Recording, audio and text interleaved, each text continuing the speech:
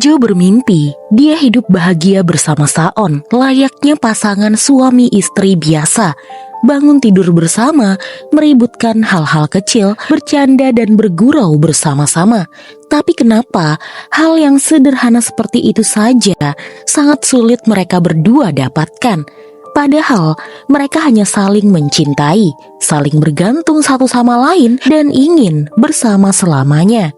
Saat itu, Hejo sudah dibawa pergi oleh Park Do-jae. Ia lalu bertemu dengan penculik asli. Di sana, penculik itu baru pertama kali bertemu dengan orang yang ia sebut master.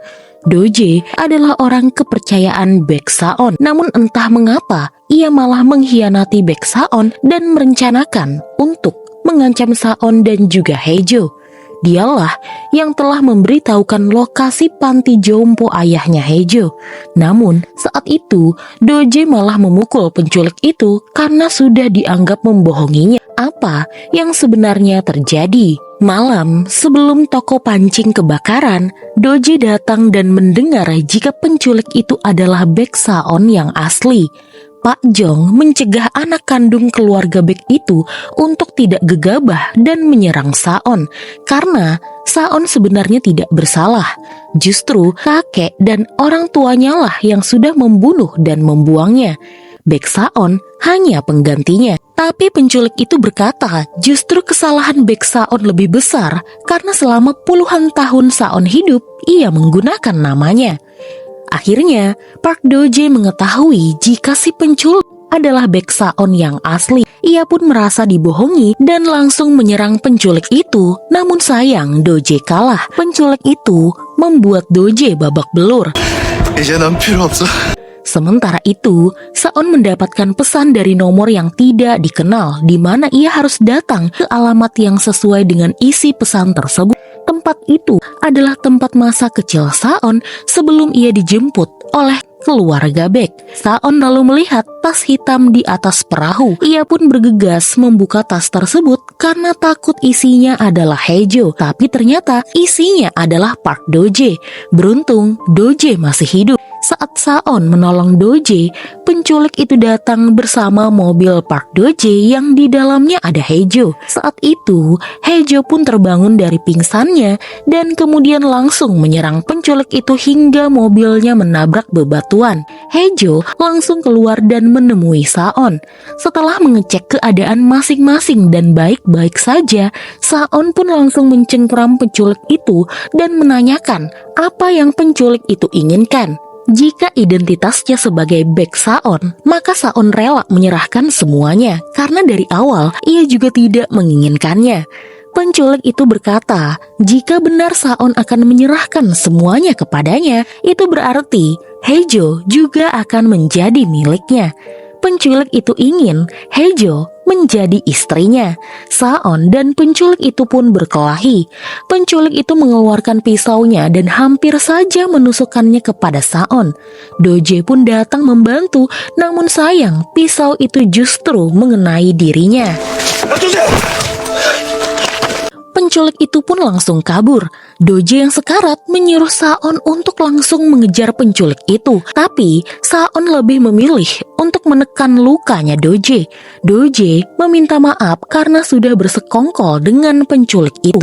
Hal ini ia lakukan karena mengira jika jubir kepresidenan itu adalah Baek Saon yang asli. Ia dendam kepada keluarga Baek karena pernah membunuh saudara kembarnya. Park Do-jae juga mengungkapkan jika dirinya lah yang sudah mendorong Hejo jatuh dari atas gunung karena ia tahu Saon menyukai Hejo. Ia ingin Saon merasakan bagaimana rasanya kehilangan orang yang disayangi. Namun ternyata Park Do-jae sudah salah orang dan seharusnya ia tidak melakukan hal tersebut kepada Saon.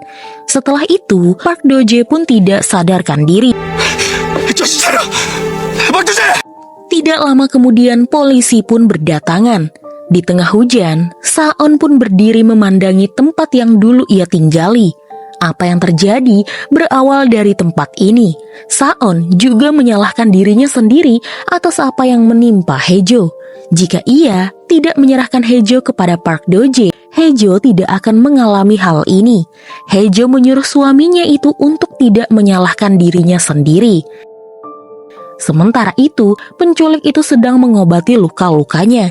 Ia lalu teringat dengan kedatangan ibunya. Pada hari itu, melihat dirinya, ibunya langsung menangis. Bukan karena mengasihaninya, tapi ibunya mengasihani dirinya sendiri. Karena pernah percaya dengan Baek Jang-ho bahwa putra kandungnya sudah mati. Tapi penculik itu berkata jika ibunya berbohong. Keluarga Baek memang ingin menyingkirkannya.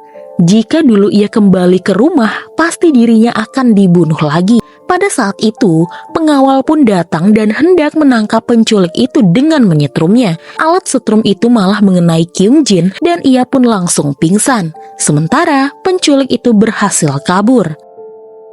Kyung Jin pun terbangun di rumahnya. Ia masih berharap putra kandungnya kembali bersama mereka. Tapi tentu saja Baek Uyong tidak mengizinkannya karena tidak mungkin dirinya memberitahukan semua orang jika penculik itu adalah anak kandung mereka. Seharusnya anak itu mati karena hidup mereka menjadi seperti neraka akibat penculik itu kembali muncul. Dia hanyalah monster yang tercipta karena keegoisan keluarga mereka. Kyung Jin heran, sebagai seorang ayah, teganya Baek Uyong berkata seperti itu, padahal putra mereka sangat mirip dengannya. Dan sekarang Baek Saon, putra pengganti, malah mirip dengan Baek Jang-ho, ayah Baek Uyong yang sukses dan disegani oleh banyak orang. Baek Saon dengan cepat meraih kesuksesan ketimbang Baek Uyong. Siapa Baek Uyong jika tidak ada Baek Saon?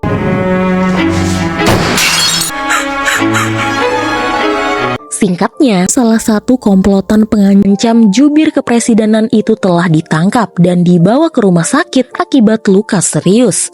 Polisi juga membongkar rumah Park Do-jae untuk mencari bukti lain dan rumah si penculik yang kini keberadaannya masih belum diketahui. Saon lalu mengunjungi Park Do-jae di rumah sakit. Menurut polisi, Do-jae tidak mau membuka mulut dan tidak mau berbagi informasi dan memilih untuk diam. Saon lantas berpikir apa karena Park Do-jae malu karena sudah salah orang. Baek Saon paham jika Do-jae ingin balas dendam kepada Baek Saon yang asli. Tapi karena Do-jae sudah melibatkan Hejo, maka itu jadi masalah lain. Do-jae akan mendapatkan hukuman setimpal atas perbuatannya. Do-jae lalu berkata, seharusnya Baek Saon malu karena hidup menggunakan nama orang lain. Saon akui demikian dan menurutnya semua orang akan mendapatkan hukuman atas apa yang mereka lakukan. Do-jae lalu bertanya apa selama ini Saon pernah mencurigainya karena selama ini ia ketakutan, takut Saon tahu apa tujuannya. Saon hanya bilang jika ia percaya kepada Do-jae dan meski terlambat, Saon ingin kali ini Do-jae mempercayainya. 늦었지만 믿어볼 생각 없습니까? Sementara itu, polisi akhirnya membongkar makam-makam anak panti yang menghilang. Dan saat ini mereka kesulitan mengidentifikasinya karena hanya tertinggal barang-barang mereka saja. Baek Saon lalu menghubungi Sangu dan meminta bantuannya untuk mengidentifikasinya. Karena hanya Sangu yang tahu barang-barang pribadi milik korban. Ia berusaha untuk menahan diri untuk tetap tegar. Ia bersyukur teman-temannya akhirnya ditemukan. Ia juga beruntung ada Yuri yang menemaninya. Sifat Yuri yang ceria membuat rasa sakit pada diri Sangu mereda. 고마워요. Sementara itu di rumah, Hejo dan Inha kembali bertemu. Inha akhirnya tahu jika penculik dan yang mengancam Saon adalah Baek Saon yang asli. Ia jadi ingat, dulu saat mereka masih kecil, Yujin, adik laki-laki Inha, pernah bertemu dengan anak tetangga. Setelah itu, mereka bertemu dengan Saon. Namun, perawakannya berbeda dari anak yang kemarin ia lihat. Tidak lama kemudian, terjadilah kecelakaan yang menyebabkan Yujin tewas. Setelah itu, Baek Saon yang ia lihat tidak pernah terlihat lagi. Hejo terkejut karena Inha menduga kecelakaan mereka bukanlah kecelakaan biasa. Inha lalu ingat dengan dokumen yang berisikan informasi jika Saon bukanlah anak kandung dari Baek Uyong. Sepertinya ia tahu siapa yang sudah mengirimkan dokumen itu kepadanya, dan dia adalah Baek Saon. Saat Saon sampai ke rumah, ia melihat Haejo menggunakan gaun yang pernah ia belikan. Haejo lalu mendorong Saon untuk duduk di kursi dan memberikannya sebuah kertas yang berisikan perjanjian pernikahan, di mana Saon tidak boleh menceraikannya. Tidak ada perceraian di antara mereka berdua. Lalu, publik harus tahu jika mereka berdua adalah pasangan suami istri. Jika melanggar, maka salah satunya harus membayar 2 miliar. Haejo ingin menjalani hidupnya bersama Saon. Ia sudah tahu dari In-ha jika Saonlah yang memberitahukan jika dirinya bukanlah putra kandung keluarga Baek. Dan rencana Saon berhasil. In-ha menolak menikah dengan Saon dan Saon memilih Haejo sebagai istrinya. Karena dari awal Haejo bukanlah pengganti. Saon memang menyukainya. Jika masalah ini selesai, ia ingin menikah dengan Saon. Saon lalu berkata, jika masalah ini selesai, dirinya lah yang akan melamar Haejo. Saon pernah berpikir untuk apa ia dilahirkan jika ia harus menggunakan kehidupan orang lain. Namun sekarang ia mengerti, rupanya hidup sebagai Baek Saon agar ia bisa bertemu dengan Haejo. 사랑해. Sementara itu, Park Do-jae akhirnya mengetahui jika polisi sudah menemukan saudara kembarnya. Ia pun berniat menyusul kakaknya itu, namun berakhir gagal. Saon yang mendengar hal tersebut lalu berusaha memberikan nasihat. Memang menyedihkan mendengar kakak Do-jae tewas dengan cara seperti itu, tapi Do-jae harus tetap hidup. Mendengar jika Saon masih peduli kepadanya meski ia berbuat salah, Do-jae lantas membuka hatinya dan membantu kepolisian. Rupanya selama ini Do-jae sudah menaruh alat pelacak di ponsel si penculik, motor, dan juga perahunya. Salah satu alat pelacak itu masih aktif dan kini para polisi tinggal menemukan pelaku. Sementara itu hari ini adalah hari upacara kematian Baek Jang-ho, kakeknya Saon. Sebelum pergi, In-ha dan Haejo mendatangi ayah mereka untuk menanyakan kesepakatan apa yang ayahnya lakukan dengan Baek Jang-ho. Pada waktu itu, Ketua Hong akhirnya tahu jika pelaku yang membuat anak-anaknya kecelakaan hingga anak bungsunya mati adalah kakeknya Saon, yaitu Baek Jang-ho. Ia hampir saja menembak senjatanya ke arah ketua Baek itu, namun kakek Saon mengajukan kesepakatan jika dia akan membunuh cucunya sendiri agar impas. In-ha lalu memberitahukan jika cucu ketua Baek itu masih hidup dan dialah orang yang sudah mengancam Baek Saon. Ketua Hong lalu mendatangi upacara kematian Baek Jang-ho dan di sana ia membuat keributan dengan menembakkan senjatanya. Ia ingin keluarga Baek menunjukkan di mana Baek Saon yang asli bersembunyi. Pada saat itu, ada ledakan yang membuat rumah tersebut kebakaran. Rupanya, penculik itu berada di sana. Sayangnya, pada saat orang-orang berlarian keluar rumah, Haejo tiba-tiba menghilang. Pada saat itu, Saon datang terlambat. Ia pun langsung mencari Haejo, namun ia tidak menemukannya. Saon lalu menerima telepon dari penculik jika Haejo sudah ia bawa pergi dari sana. Saon berkata jika masalah mereka berdua seharusnya diselesaikan oleh mereka berdua saja. Haejo tidak ada hubungannya. Penculik itu menyuruh Saon untuk bersabar karena gilirannya akan segera tiba. Saon belum tahu rasa sakit yang sesungguhnya ia rasakan. Dulu, saat dirinya ditenggelamkan oleh kakeknya sendiri, dari kejauhan, Saon hanya melihat dirinya sekarat.